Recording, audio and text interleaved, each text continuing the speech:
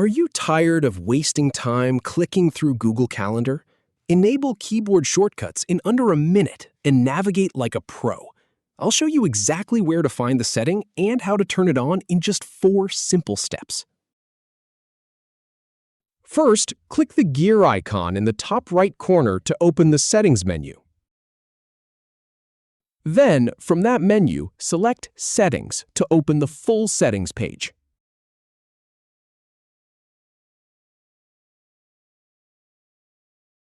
Now, scroll down until you find the Keyboard Shortcuts section.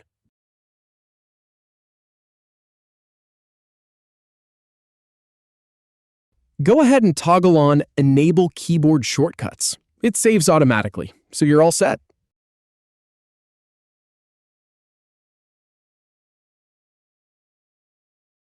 If you have any feedback, or if any info is inaccurate, please leave a comment below. We'll do our best to answer or redo the video if needed. Thanks for watching.